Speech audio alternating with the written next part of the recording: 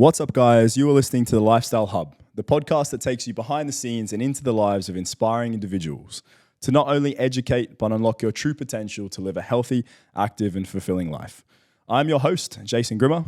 Now let's get this show on the road. Alrighty, guys, welcome to this week's episode of the Lifestyle Hub podcast. And I'm joined today and very excited to introduce our guest, Harri Pereira, a mindset coach, podcast host of the Mindset X podcast, master in NLP practitioner, qualified behavior change coach, bachelor's in biomedical science, Brains magazine contributor, and coached thousands of CEOs, business owners, and other senior leaders to reach their potential by facilitating behavior change and mindset transformations. What an intro. Mate, welcome. Thank you very much. That was a good pronunciation of Pereira. Did I do it okay? I was a bit worried at first. I wasn't too sure how that was going to go down. That was good. What a list. I'm very excited for this episode. I think this episode has a lot to offer listeners everywhere, my listeners and hopefully your listeners who obviously get to hear a lot more of this. But I think I'm personally very excited to kind of even pull a few gems away for myself, which I'm sure you've got plenty of. Welcome to the Lifestyle Hub. Appreciate it, man. So I know I touched up in the intro a bit briefly, but in your own words, in more detail, if someone asks you what you did for a living, how would you answer? I unfuck people's lives, basically. Perfect. So I work with mostly business leaders at the moment. I've worked with an array of different people from kind of Gen Pop, a few celebrities, but mostly like business leaders now because I've got like a real passion for business. Okay. So they're the type of clientele that I tend to pick up. And working with them, well, my tagline is mind, body, business, right? So it's not just kind of business coaching or mentoring or that sort of stuff. It's mindset, it's health, it's business, career success. So it's working with them in those three different realms, in the realm of like behavior change and improving their lives as a whole. Okay. So you're offering kind of the full package. Do you think that area is often like not overly looked at by a lot of people? The thing is, like, people, like, obviously yourself, you're a health coach. I used to be a PT. I used to be a health coach, very specifically focusing on exercise, nutrition, and like started working with these people, and I just grew more and more frustrated and fascinated. So I was frustrated with the fact that they weren't doing anything that I told them to do, health-wise, habit-wise, and I grew fascinated with like why. And I just wanted to understand why. So that kind of led me to looking into more of their psyche and the mindset and the behaviors of these people. And then I was like, well, why not I go down that route? That sounds interesting. Let's try that out. So I started just researching more, like investing in mentors and courses.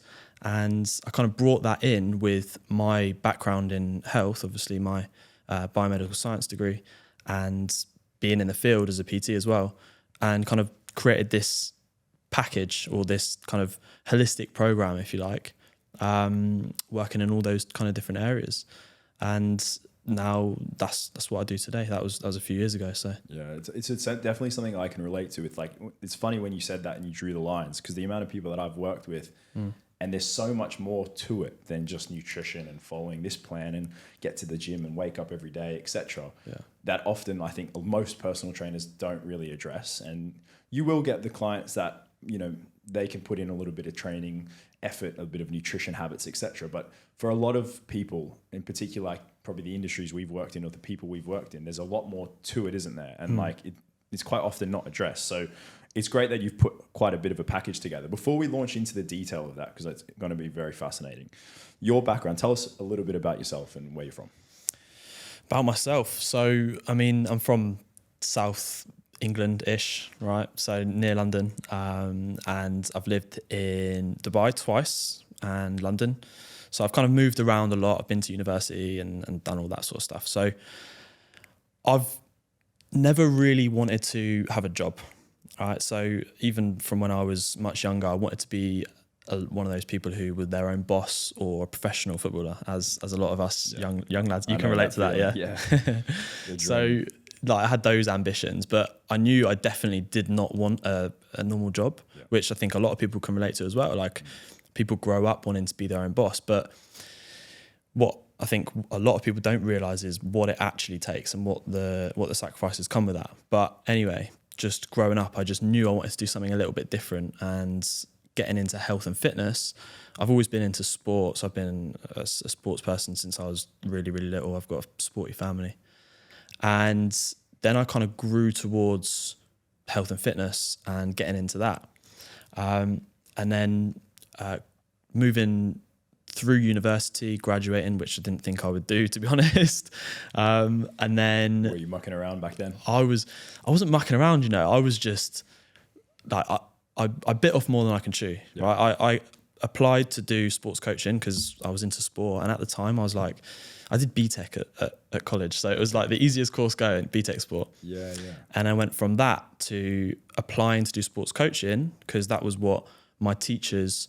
actually, interesting enough, my teachers really were like, these are the sorts of things you can do or you should do, because I did BTEC sport. I've never really been an academic. Okay. Very much sport focused. I was an all-round sports person. Yeah. And I was like, yeah, okay, cool. I really wanted to go to uni. So I was like, yeah, okay, I'll do this. Grew closer and closer to going to university. And I was like, something in me, I was just like, I don't want to do this. I don't want to do this course, but I really wanted to go to uni. So I was looking at all the different courses and I was like, this one sounds interesting. It was biomedical science. So I applied to do that. And I ended up going from being someone who is not an academic and didn't really get amazing grades. Didn't get bad grades by any means, but from being a sports person to going to do biomedical science, it was a massive jump, right? From doing no exams at college to doing all like 12 exams in a year. So that was a big jump for me. For sure. And that like threw me in, and that's been kind of typical of my life, moving forward from university. I've always like thrown myself in the deep end. So I found that to be true in like life in general and business and all sorts of situations like that. I think, that's probably the best place for us to grow, right? Is when you're okay with throwing yourself in, out of the comfort zone and into the unknown. And I think I can definitely relate with not really having the desire to want to go into that full academic side. But I think credit to you, you still took a lot on. Like you could have gone the other way, right? Where you could have maybe just thrown the towel in a lot of those things, which a lot of people around us typically do. What was it that stood you out from everybody else in that sense? Why did you push a little bit harder than most other people? I think I've always had high expectations, maybe high standards is the right way to put it for myself. I've been very ambitious. Even when I was a lot younger, I felt like within my friendship groups, various different friendship groups, rugby, football, school, outside of school. So I always felt like I was I just wanted a little bit more. I didn't want to be in and around the people that I've always been in and around with. And that's no disrespect to anyone I was friends with, but I just felt like I wanted something a bit bigger. I didn't really know what that was, but I wanted something bigger for myself, to be honest. So I just made sure that I did things that were... I often say that I'm delusionally optimistic. I like to live by that kind of moral. Be delusionally optimistic, because if you can be optimistic, right, and you can set your sights high, but it's probably still within the realm of what's going to be comfortable for you. But if you're delusionally optimistic, you're going to do stuff that you have no right to do, and that's where you're going to either fail and learn a shitload, or you're going to thrive. And that's not a place a lot of people are comfortable even comprehending, though. No, not at all. So, yeah. And the decision to do that, like, it could come from naivety, right? It could come from being so naive that you don't know that you're not good enough to, or you have no right to do that. Yeah. Or it could come from the fact that I'm just not scared, but I am scared. I am scared to do these sorts of things. But I think that's like a little bit of a code I like to live by, being delusionally optimistic. I like that.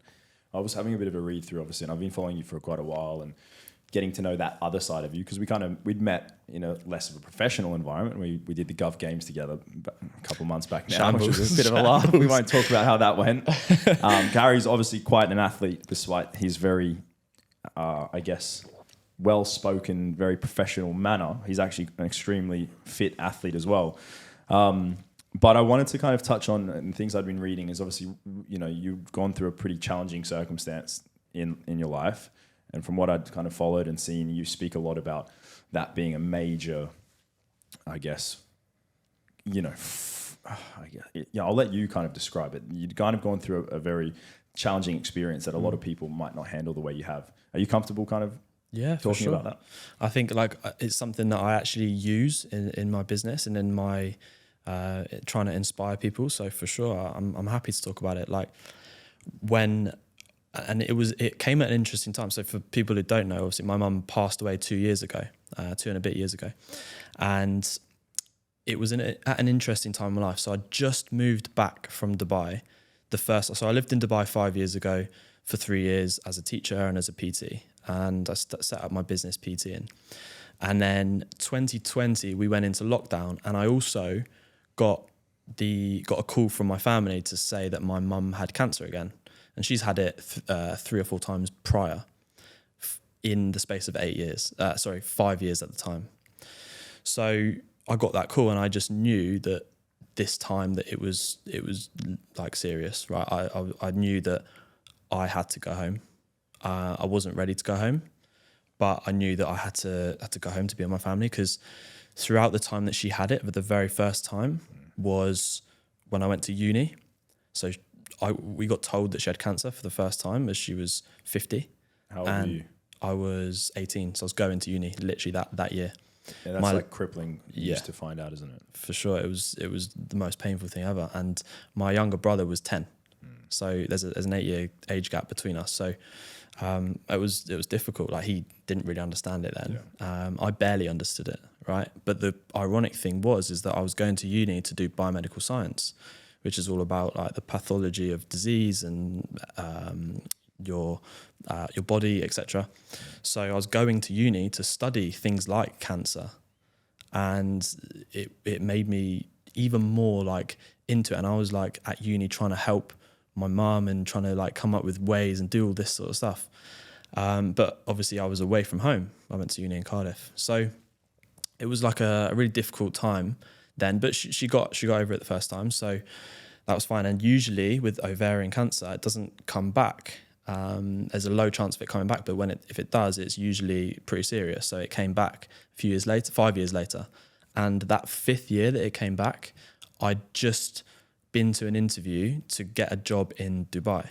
So I went to the interview and we got told that she had it again. And I said, I'm not going to Dubai. I'm not going to take it if I get it. I'm not going to go to Dubai. Yeah. And my parents, being like the most amazing parents, they were like, you're going, like, you want to do this, you want to go and live somewhere abroad and take this opportunity. We really want you to go. And like, they pushed me. My mum pushed me to go. So I went, and it was the best decision ever, right? That would have been a hard decision to make. For sure. It was difficult. And I was still young. I was 22 when I moved to Dubai. Yeah. 22, coming to 23. Yeah. So my younger brother was 14, 15. So yeah, it was difficult for sure. Yeah, to leave your mum in that condition, obviously, you would have had to, like, the person that you are, you would have felt conflicted, right? Yeah, big time. So I was like, well, I know that they're just saying that to give me the opportunity, but what do I do? What's the right thing to do? I went with what I believed was right at the time, and I would make that decision again for sure, because my mum would never want me to have stayed just to simply care for her. We have an amazing family, like even the broader family, like everyone's there to support her. Obviously I have guilt and like when I think back to it, like I really wish I was there more, but at the end of the day, like these are the choices that we've got to make sometimes. And I probably wouldn't be sat here talking to you about like our businesses and all this sort of stuff if I hadn't have made these choices. So yeah, like it was a difficult period. How did it affect you when you transitioned over here and then you got that phone call and things were now quite serious? How did you cope with that? And I mean, imagine that point is where you really started to build, I guess, that mindset and resilience, or the ability to, like, build on the mindset side of your coaching? You know, how strong was that a part of what you offer now then? You know, this was pivotal for it, wasn't it? Yeah. I mean, this was like the first time that I was like, shit, this is real. Like when I got that phone call, like it was difficult time anyway because it was COVID and I'd just gone full time into PTing and you were here, right? We couldn't do PT. Couldn't do anything. I was like, shit, what do I do? Yeah. So, and then I got that and I was like, right, I'm just going to need to go home. I'm just going to... So you managed to get back before everything? Well, in summer I went back. Okay. So yeah, we'd had like a few months of it. Yeah. But so fast forward almost a year to Jan 2021, I'd gone fully into like online coaching, like really trying to make it work. I'd moved up to London. My mum was fine at that time. She still had the kind of like life debilitating things that happen to you when you have cancer, but she was fine, right? And I'd just invested my last chunk of money because I'd spent it all on rent, not earning much, right? Last chunk of money on this mentorship, and like they completely like changed my whole business and life, and essentially because opened me up to this like behavior change and mindset. And I was like, wow, this stuff is so interesting. Whilst I was working with people online. End of Jan, I got another phone call whilst living in London, whilst working with these clients who in the realm of like behavior change, still very health focused, but a little bit more behavior change mindset, a little bit deeper, in a deeper sense.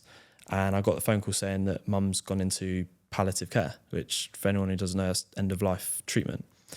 And I was like, wow, so it's happening. Like that was like the biggest shock ever. Just whilst I'd like started really thriving in that first month that I started that mentorship, I'd done so well in my business, and I was like, yes, this is it. Like I'm starting to get somewhere with the business. My online stuff was working. I'd probably had my record month of earnings, and then I got that call on the 27th of Jan, and then I was like, right, well, that's it then. So I had to get the train home the next day, and go and see my mum in hospice, which was like that whole like week was mad week. Yeah, your kids this is killing me. It's probably the most like move I've been on an episode yet because we're similar ages. So I'm trying to like, you know, relate. I'm quite close to my mom. So like the fact that you've been through that is obviously very challenging circumstance. A lot of people like, I hope they never have to go through, obviously. But how did you pivot from that? Obviously, you know, the very sad and tragic passing of your mother, and then having to figure out where to go next. Because I want to. I know I'm delaying on this area, and I think it's very important because it's obviously a major shaping factor to where you've become. And a lot of people don't have what it takes to pivot that way. And I think, you know, I want to kind of you to like let us know how that kind of came about. For sure. I mean, that like, I'd say 2 months from 1st of Jan to the end of Feb was like completely transformational for me. Like I said, I was like on like a trajectory that I'd not been on before. I was so buzzing with where my business was going, what I was doing with my clients and where my life was going. I was so excited to live in London, etc. So when this happened, I was in a really good place. And what I'd also done at the start of Jan is I said to my mum, I said, I'm going to start doing these fitness challenges to support you and to support everyone. I just wanted to do anything I could, like to give her the strength. Yes. Because I'd got into this mindset stuff. I was like, well, if I can give her like belief and meaning and like... We can get through it. She'll fight it off again. Yes. Delusional or not, who knows? But whatever it was the bravest way to look at it. Yeah. So I tried everything I could. And I said to my mum, I said, I'm going to do 12 fitness challenges in 12 months. And I told her what I was going to do. She was like, fuck's sake, Harry, can't you just go and do like a 10K run or something? Yeah. And I was like, look, I'm going to do these really difficult challenges. And name a few. So the first one I did, which I'll tell you about when I did it, etc. in a second. But the first one I did was 2,650 burpees in as quick as time as I possibly could. Yeah. I climbed the height of... What was that time, quickly? It wasn't very quick. It was like 5 hours. Still, to do 4.5, 5 5 hours is impressive. Honestly, I underestimated how much that, like, my whole body was crippled. That's insane. Yeah. And then I did, what did I do after that? I climbed the height of the Burj Khalifa on a rope, obviously up and down, not literally the height. So 828 meters. So like a suspended rope from the ceiling, like a rope climb. For Like in a CrossFit gym. Yeah. So that's insane as well. I did that. I did 828 push-ups with a weighted vest in like, that was pretty quick actually. I think it was like an hour and a half, maybe 2 hours. Decent. Yeah, my chest was in bits then. Yeah. I did, another one I did was 27 miles on my birthday, just like because I was 27. Yeah. I did a couple more, but anyway, the story was that I didn't finish them, right? Because I set out to do them. I didn't know my mum was going to die a month later, right? So it was like a massive shock. I wrote out this page, I'd recorded videos, I was working with the press. They wanted to get me on TV. And then at the end of the month, I planned the first one on the 31st of Jan, and she went into palliative care on the 27th. So I was like, it completely changed the whole thing. And everyone I did was like, just like balls of emotion. Like the first one was amazing. Like my closest friends, I did it at my friend's house in their garden. Obviously at this point she'd passed away. I did it in Feb in the end, but I did it in their garden, and they were all supporting me. They chipped in for a few hundred here and there, and we had it on like Instagram live. It was amazing. Like it was so like euphoric, that first event, because it was like it had just happened. I was still ironically in a really good place, right? It sounds weird, but like things in my life were going really well. Yeah. But also I was the 8 years prior to her suffering from cancer, the whole time I was worried. Yeah. I was just shitting myself like, when's it going to happen? Yeah. And then it happened, and I was like, there's nothing to do now other than just honor her and do something amazing in my life. Yeah. And that was like the pivotal kind of time, that period where I was like, I need to just make sure that, like, she was proud of me anyway. She'd always say she's proud of me, but I wanted to just like do everything I can. But that kind of led me to my business, right? Because whilst all this was going on, I wanted to do everything I could. And as I'm sure a lot of, especially men, right, they feel like they need distractions, and they get distractions with from things that they're struggling with. And it looked like I was just getting one distraction after another. So I was doing my business, right? That's hard enough on its own as it is. Dealing with obviously grief, right? Fitness challenges, 12 fitness challenges in 12 months. I'd tried to start a clothing brand. I just moved to London. I had all these different things going on. Yeah. I started writing a book as well. Like doing all these crazy things that take up your 100% of your time. Yeah. And I then I was in such a good place, and for kind of 6 months moving forward, and then it just like it hit me like a ton of bricks. So until like August, I felt like I was flying, and then it fully hit me, and I was like, shit, I've not been dealing with this. So you had put it to the side. Really? I had, but I didn't think I did.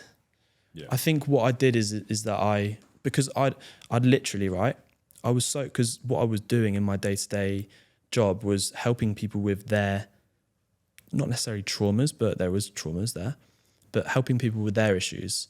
Meanwhile, I'm going through my own. So I was like, okay, I'm going to schedule in time to think and like write letters to my mum and do all this kind of like self-awareness stuff, and this just to make sure that I am doing that. Yeah. So I kind of look at it and think maybe I wasn't distracting myself, but either way, I gave myself too much to do. Yeah. Like I had calls with my clients the day after my mum passed away, and I did them all. I did the calls. I was in the room next to her, like writing business plans and shit like that. When I think back, I'm like, it's mad.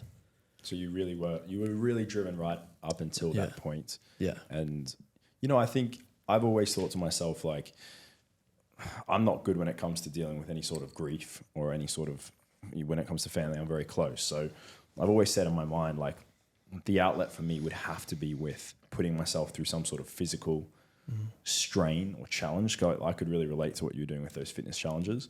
But to turn up for like your job or your work or that kind of thing, that's hard. Like, I mean, it is a great distraction as well, but it does just show like the ability that you're able to like maybe even now understand what your mind can handle and is capable of, which I'm sure allows you to sit in front of these people who have no idea about what they're truly capable of and actually show them the stepping stones, which is why I wanted to kind of ask you, what is it that about your coaching process, being with what you've gone through, help you or put you out apart from other coaching programs and processes out there?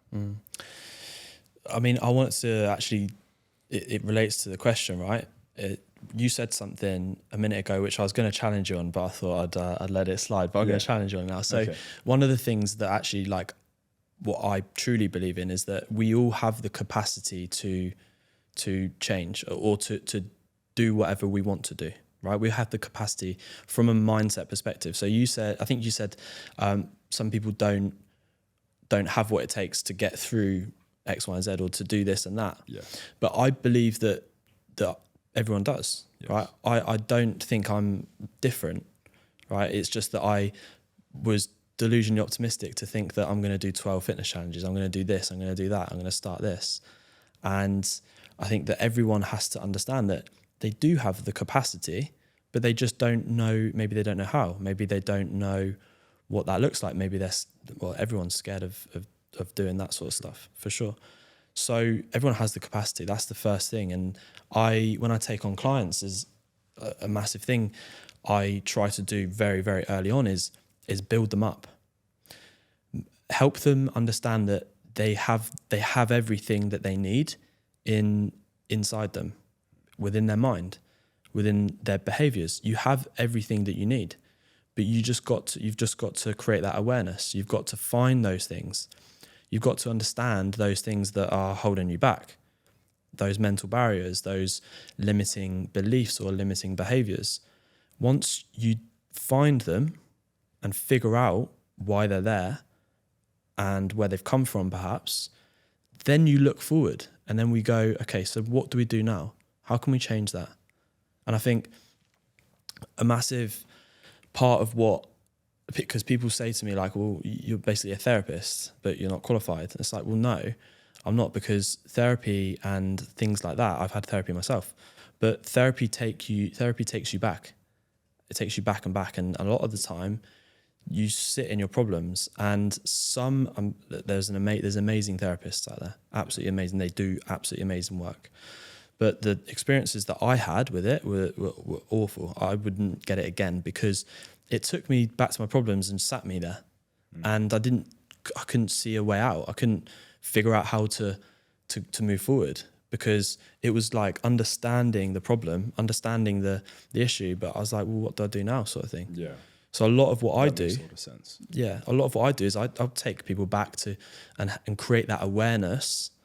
But as soon as they've got that awareness, right, what we're going to do now, what we're going to do to move forward, how are you going to change that? Yeah, let's go. Like, let's move forward, because, and a lot of NLP, neuro-linguistic programming, that's the kind of route I've taken with my courses. Yes. Has shown me that it's almost like backed up my own ethos, if you like, because it's shown you that they don't even preach about going backwards and creating that awareness as much. They just think, okay, let's just change this. Let's change what that looks like in your mind. Yeah. And I kind of use these different principles within my work to help others. And I think one of the biggest things for me specifically as a coach is I'm quite a direct person, and that's how I coach. That's why therapy for me I didn't like it, because they were kind of like holding my hand and telling me it's going to be all right. I was like, I don't need that. I think like you'll probably be the same, right? Like we're quite like get up and go people. That's so right. I need that energy. Yes. But a lot of what my clients have said to me that was so beneficial for them, and probably the difference between them sacking their therapist and continuing with me for the next few years, is that I share me, and I tell them about my perspective, my experiences, and I'm fully open with them. to a which point you don't get at a therapist. you don't at get. all. No, they like I mean, there might be therapists out there that share them, but I don't think so. I don't think most of them do. Yeah. It's like structure. It's like they've got a playbook they're helping you from, That's which right. is great. I don't believe that it's the right approach for a lot of people modern in this day and age now. What are the major obstacles that you've seen people face when they've come to you? Like, just to name a few in that sense. Like, what is it that you feel is like the main issue with a lot of these, these people, CEOs like we've spoken about earlier? What are they facing? What are their obstacles when they come to you? They're like, I need some help. Where are they at? Usually it's like across the board, right? So a lot of the time, like because of my background in health and fitness, I still promote a lot of that. Like it's like, let's get you healthy first. Because as you know, right, you've worked in this industry for longer than I have, I think, but in the health industry, and getting their health to a point that is somewhat sustainable or optimal is probably the first priority, because without your health, what else have you got, right? Because even if it's from like an energy perspective, you've got no energy, your mindset is just, you're just in a negative space. So that's like one of the big things that a lot of them who are overweight will be like, okay, that's one of the biggest things that we want to break down.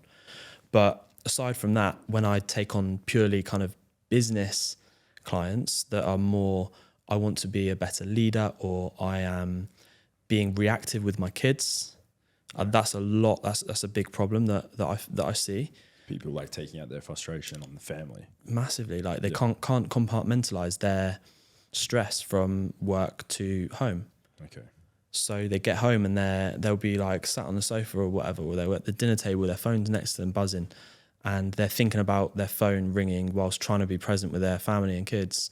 Their kid will be playing up, and he'll play up so much, or maybe he'll be tapping him on the shoulder, trying to get his attention while he's on his laptop working, and then they'll just snap. And it's like, that's a lot of the time, that's the moment. And I've heard that story so many times. Yeah. That's the moment they like, I need to do something about this. Like, I'm just not in a good place. Yeah. I'm stressed. I'm taking it home. I'm not sleeping with my partner. A lot of the time I work with guys, so there's no intimacy with their wife or their partner. Yeah. So that's a massive problem. So across the board, there's so many different things, health, business, and relationships. I think that I like to focus on, to be honest, because at the end of the day, what I learned from myself is my health. When I went through the stuff with my mum, my health was amazing. Right, I was fit as anyone would like to be.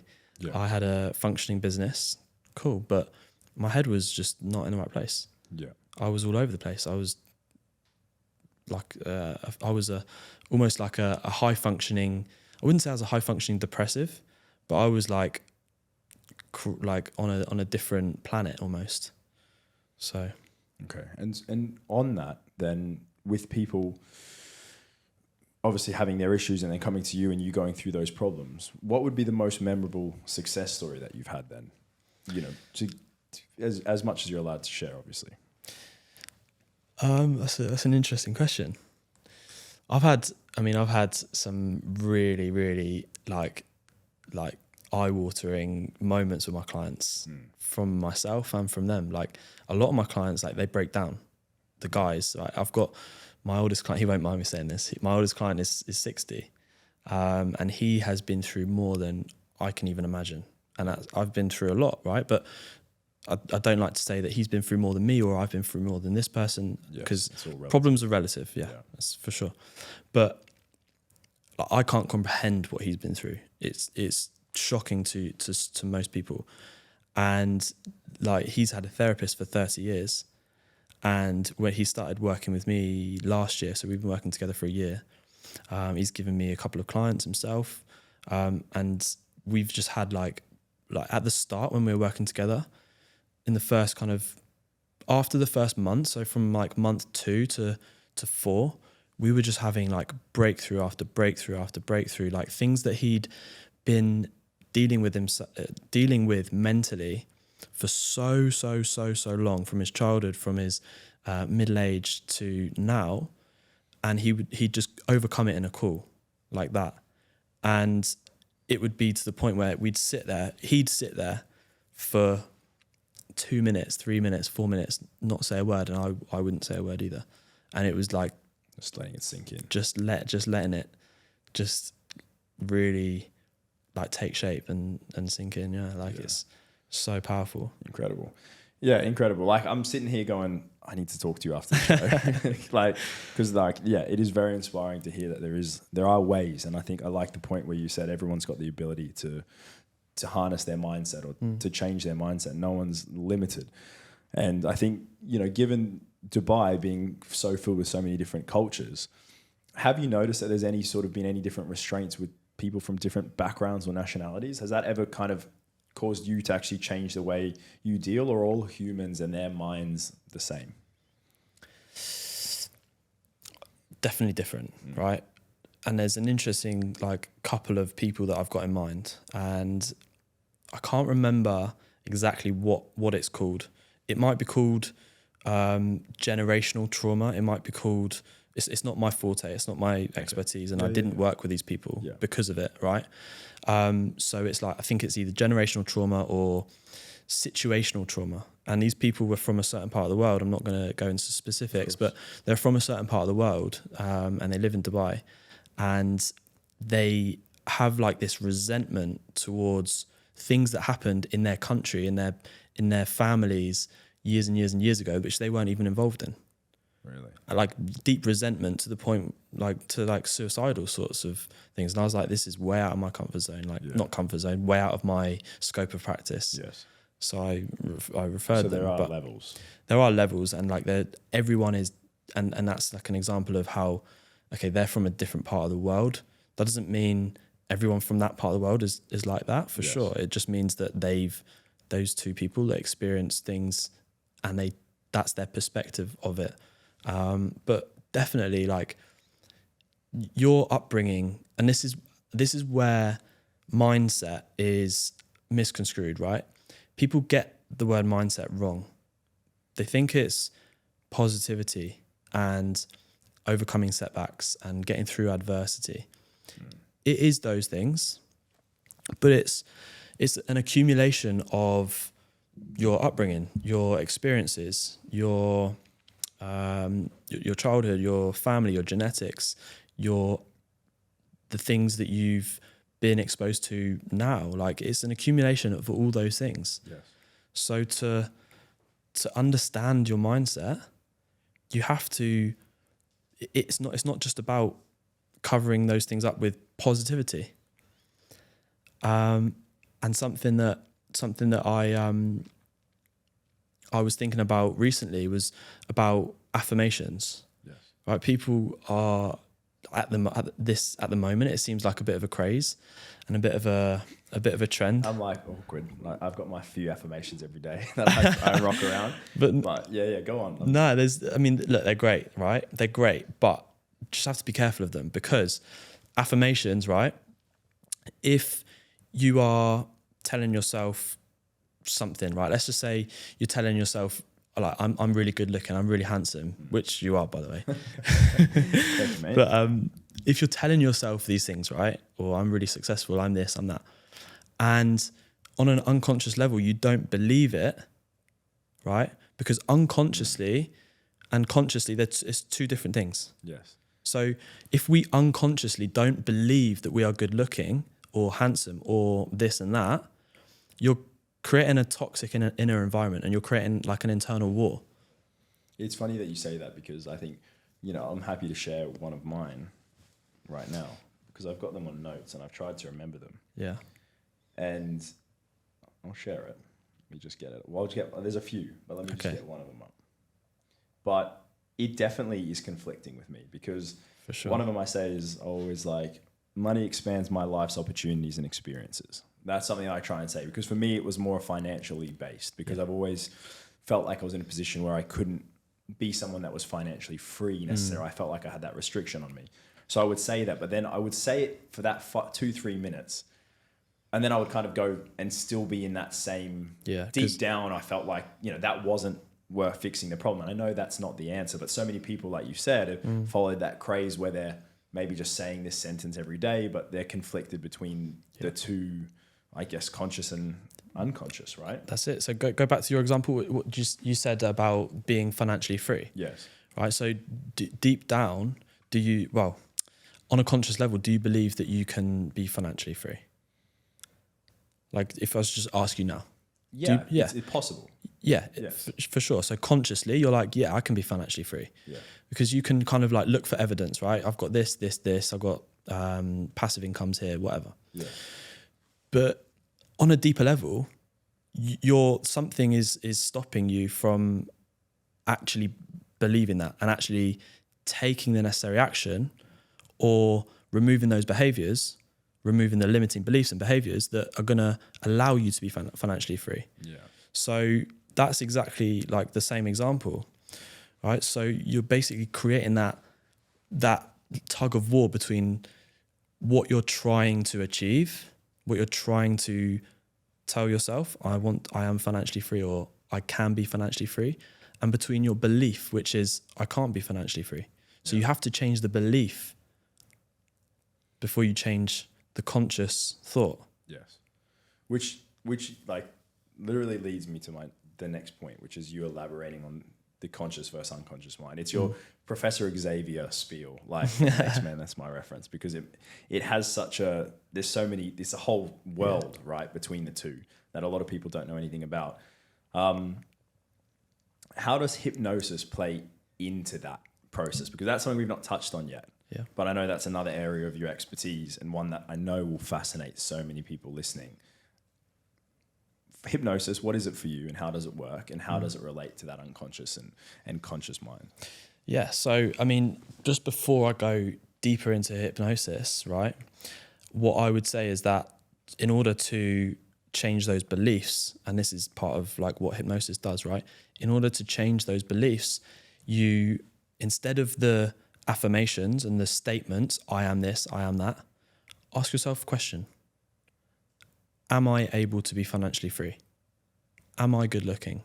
Am I confident? One of the questions I asked myself before I came here is, am I going to be a confident speaker today? Am I going to be articulate today? So far, so good, mate. That's good then. There you go. It's working. That's proof of the pudding.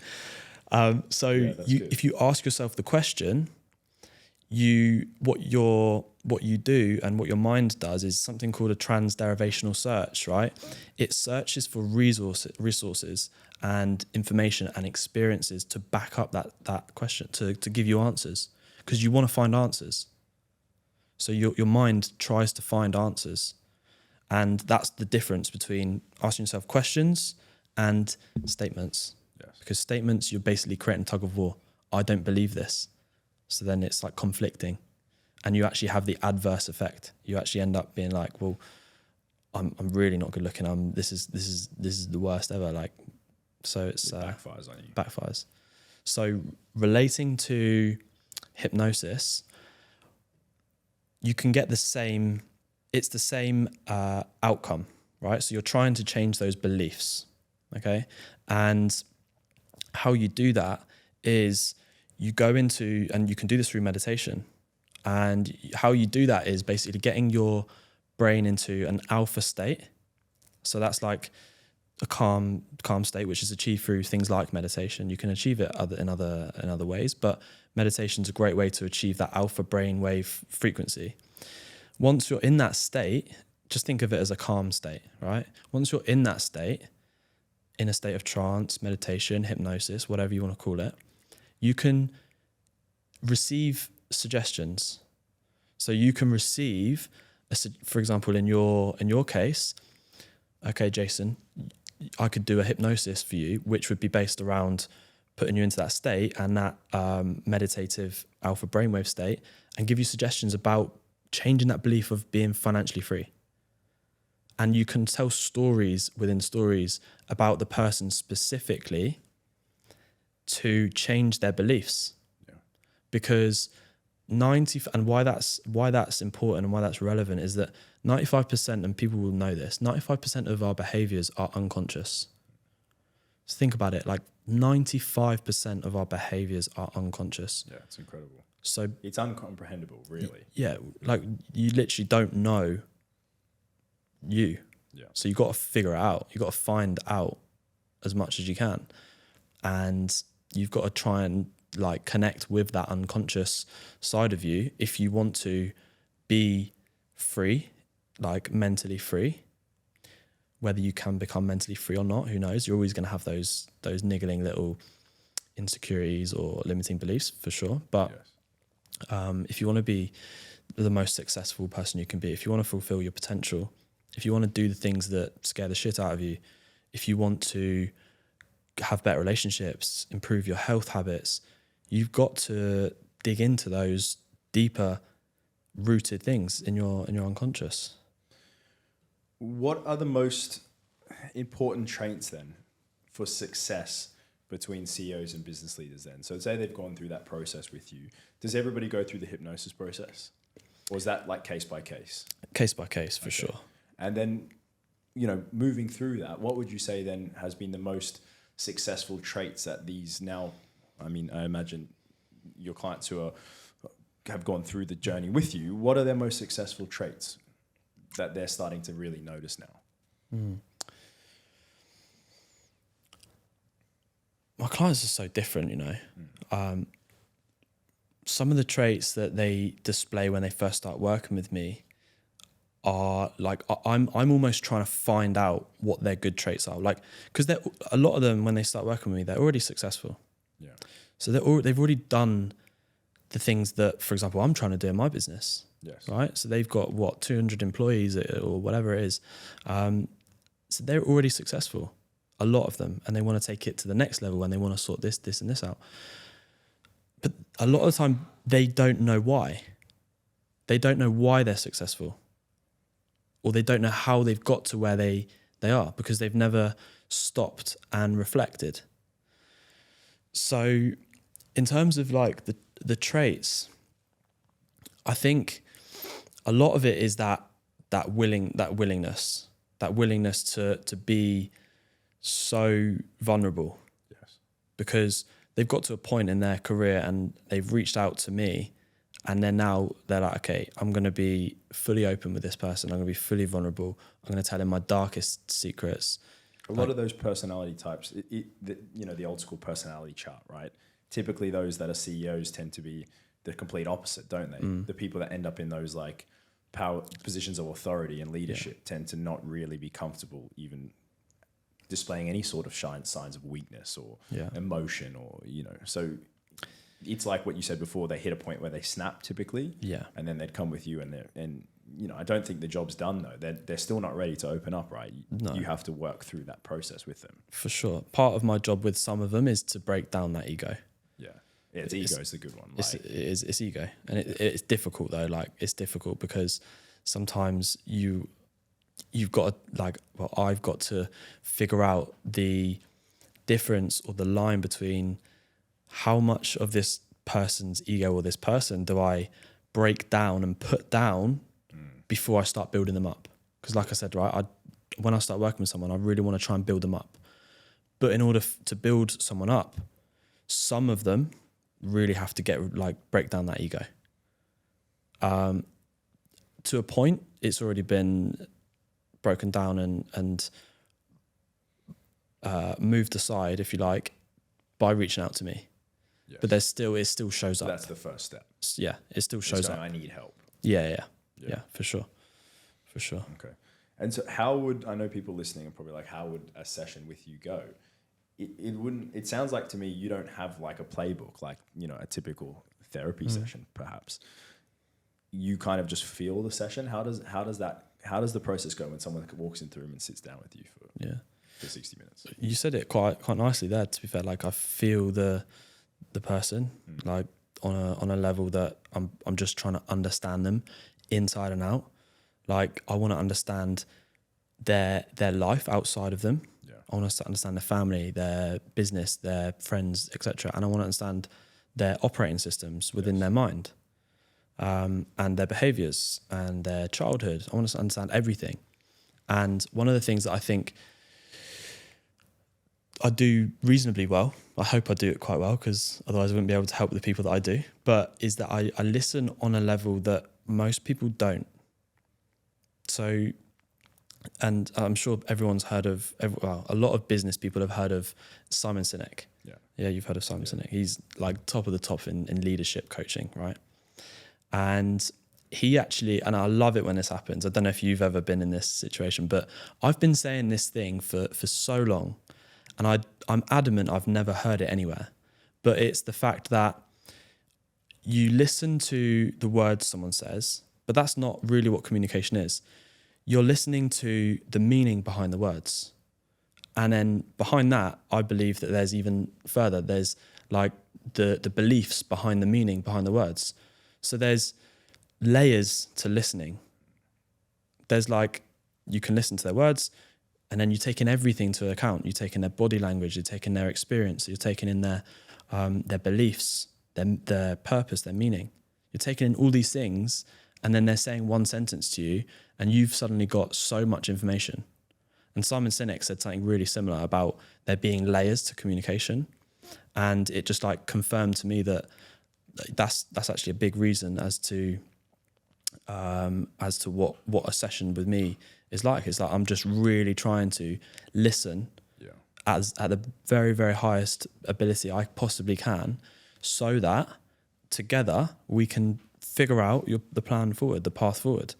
And a lot of the time, once I really do understand them, that path isn't so difficult. Yes. Yeah, it's not so confusing. It's not so treacherous. Don't get me wrong, it's not easy. It's still got to do difficult stuff. You've got to do difficult things. You've got to have hard conversations, but it's still, right, okay, this is what I need to do today. This is what I need to do consistently. This is where my health is letting me down. This is where my business needs to actually improve. I need to have this conversation with this person, etc. Yeah. I mean, yeah, I'm like in a trance listening to this because I find it so interesting. I might have hypnotized you earlier. Yeah, I might have. I feel like it. Besides trying to like get out of your eye contact, like you have not seen the video. This guy is the slick black. Oh God, slicked. I'm in hypnosis. That's literally what's just happened. He's quite very charming, obviously, Harri in front. But then when you start to hear him speak as well, he's just more than a pretty face. So I'm finding it extremely fascinating. I feel like this podcast is actually more for me, guys, than for anyone listening. But I'll invoice you later, mate. Yeah. So where I was wanting to go with this is I've done business like development courses heaps in the past, and I feel like sometimes you walk away feeling like you've just got homework to do, which then often brings this like negative energy to me. How do you help your clients be accountable? I'm sure, are they, is it like, okay, we unlock this in the session and we close it here and then off you go? Or is it like you give them, there are some bits that they need to implement then between there and their next session with you? How does that usually look? And from an accountability point, which I wanted to add on, how do you make sure that they're on top of that? Yeah, I mean, you said you kind of labeled the different areas. I bring it all together. Okay. Because I do still believe like there is stuff you just have to do. Yeah. Right. We could talk about it. I could do as much hypnosis as I like, and I could do the best coaching ever if I could, and you still won't do something. Yeah. Right. So there are things that you just have to do and make it easy, like Atomic Habits by James Clear. Great book. Like make things really, really easy. So there is elements of my coaching where I'm like, okay, let's just make this thing super, super easy. Sometimes there's no need to like really dig into something that you're not doing. Yeah. So if it's, I don't know, snacking, like we can just implement different things to try and tick that box. Right. I actually just thought of an interesting case around food anchoring. Okay. Which isn't such an easy fix, and how food is a massive anchor for people. Like 100%, it's one for me. Yeah, that people don't think it might be as much, but I only have to ask Vic, then she would know. Like 100% it's an anchor. Elaborate on that, because I think that's a great point. Yeah, I mean it's like so a client that I no longer work with. We only worked together for a short while, but he wanted to lose weight, and he said to me on one of the first sessions, he was like, I can't stop eating cheese toasties. And I was like, right, okay, bit strange. And I knew that there was something that like I didn't just kind of palm it off and said, okay, we'll just swap the cheese toastie for a ham sandwich, right? Let's just get rid of the cheese. Let's go for something a little bit better, maybe chicken or whatever. Yeah. So I went into it a little bit more, and I was like, okay, well, tell me about that. Like, do you like them and that sort of stuff? So I started asking questions about this. Yes. And it got to the point where he realized that when he had when he was younger, his parents would argue at home, and he would go to his grandma's house and she'd make him a cheese toastie. So he was escaping a toxic environment at home, going to his grandma's house, which was his savior, having a cheese toastie, and he'd feel better. Wow. And he only connected the dots on that call, and he realized that now when he's stressed and when he's tired and when he's not feeling good, he has a cheese toastie and he'll have like 3 or 4. And that was the realization and the awareness of understanding that situation at home when he was little was all he needed in order to change his present, to change the fact that, okay, I don't need cheese toasties to make me feel better. I can just do something else now. But if we hadn't dealt with that and created that awareness... On that level. Yeah. So it's interesting. So yeah, I think that's an area that's often overlooked, especially by health and fitness coaches in that sense, that there's sometimes a lot more emotional ties to food and what causes obviously people to get overweight. And sometimes people obviously quite incorrectly label people who are overweight that it's just, they just don't stop eating or they're just indulgent or they're gluttonous, etc. No. But there is a lot more to it. And that example is a perfect. It's a lot more to it. It's a lot more to it. And it does frustrate me a little bit when I see PTs or trainers or people in general like saying that. It's quite narrow-minded. Yeah. Yes, okay, they are making bad decisions. Yes, you need to make bad decisions. But you can't just look at it as that person is lazy, that person is bad at making decisions, you're not good habits, etc. There's more to it. There's reasons. And yeah, I mean, we got very distracted on that question. It was about accountability. But I think that was great because I know people will definitely get some value from that. But yeah, to summarize, you were saying that there are links between doing things on their own and then obviously there's action and then there's talk. Yeah. And having that combination between the two. Have you worked with any, we're going to get to kind of the wellness part of the episode as we come to a close, sadly, because I'm enjoying this so much. But have you worked with any athletes and the importance of like visualization and mindset when it comes to like, you know, training and physical abilities, or is it more from a business standpoint? I haven't worked with any athletes as of my recent coaching. So like when I was at uni, I did work with athletes. Yes. I worked with some football players, but it wasn't in a sense of like visualization. But yes. in a business sense, yeah, like the visualization, it's massive. I couple it a lot of the times with hypnosis because sometimes you can, like with visualization, you're foreseeing the situation, the circumstance. So you can like put yourself in that situation and start to manipulate things and start to see how things are going to play out. And it's really powerful, really, really powerful in a business sense, definitely in a sporting environment. I mean, it could almost translate to most walks, couldn't it? Yeah, for sure.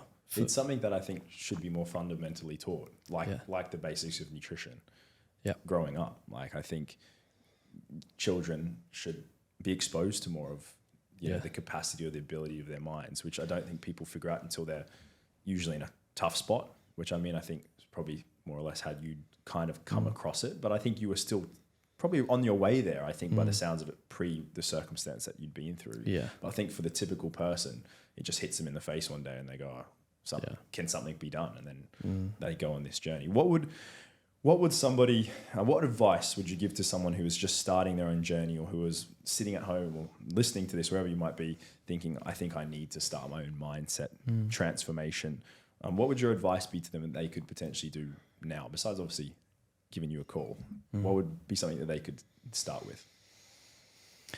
Start opening yourself up to the possibility that you can do better in something. It's something that you want to work towards. Start just like opening yourself up to the possibility that it can improve. get involved in self-development. Like, the thing is, people read books and they listen to podcasts. They think they're self-aware. Just by listening or by reading. Yeah. And it ticks that box. Yeah. Yeah. But your self-awareness is not reading books and it's not listening to podcasts. Self-awareness is going through a period that is difficult with intent. So what I mean by that is, if we go back to the situation where I was in that 6 months after my mum passed away, I was in this period, like I was in a hole, like I was in a bad place, right? But I was in this period where I was so heavily immersed in mindset and well-being and business, all of these things, self-development, self-awareness. So I was going through this period with quite a lot of intent. And honestly, that's why I came out the other side in a hell of a lot better place. And that's why I'm able to do what I do now. Yes. So I think, just going back to the question, is create that self-awareness and be intentional with your life. Be intentional with what you're trying to do. I put a post up on Instagram the other day, and it's like this little success formula that I created. I don't know if someone's used this before. I might have stolen it off someone unintentionally, but it's mindset plus action plus intention equals success. Yes. So success towards any goal, right? If you have a goal, change your mindset, dig into those limiting beliefs, go deep into your mindset, how you operate, what motivates you, what stopped you in the past. Then take action. Take one step forward, because that will give you a little bit more confidence. But don't just take action anywhere, take intentional action. Yes. Be intentional about everything. So then you apply the intention to your mindset and you apply the intention to action, and you will be successful at some point. I like that. I like that. That leads me to the Lifestyle Hub golden question, which may have actually just been answered, but I ask every guest this, and it's, what do you think the key is to living a happy and fulfilling lifestyle?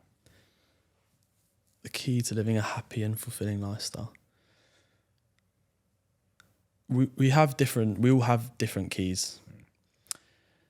And you have the ability to make your own key and to potentially change that key. So figuring out what happy and fulfilled looks like for you, where that is in your life, what sort of things contribute to that. Is it business? For me, a massive part of my meaning and purpose and fulfillment is my business. Like it's my life. I don't have my own family. Yes. So it's it's everything for me. Yeah. Right? I'm single. I'm doing my own thing. That's all I have to focus on. Yes. So for me, that's a massive part of my fulfillment and happiness. At the moment, that's my key to happiness and fulfillment, for sure. Yeah. Even though there are other elements that come into that. So my relationships with my friends, my social life, my health, doing stuff like this. Yes. That together is my key. But for you, for someone else listening to this, it might be your kids, it might be your family, your relationship, it might be travel. Figure out what the sorts of things that contribute to a happy and fulfilled life, and then you can start to conjure up your key, make your key. Yes. I like that.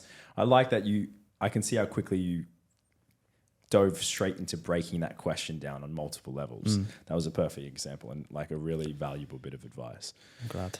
Harri, thank you so much for coming on the episode today and being so open, obviously, with everything that you've been through. I think that definitely has helped me connect with you, even just in the space of 60 minutes. So I can imagine that it's so important with clients. Something I've always done as a coach is my clients know everything about me, everything I've been through. I don't have two personas. And I think that's what's helped me become so successful at coaching so many people, is because they're able to relate to us and like feel like they're on the journey with us in a way, and that we're just like them in a way going through our own problems. So straight away, like, I felt like I was able to connect with you. And like, I'm 100%, guys. We're gonna do this. We're gonna come back, and I don't know how long the course will take, but I'm gonna actually sign up with Harri because I've been playing on this. This isn't a plug. I've been playing on this. We spoke, hadn't we, before this episode, even before the podcast chat had come up.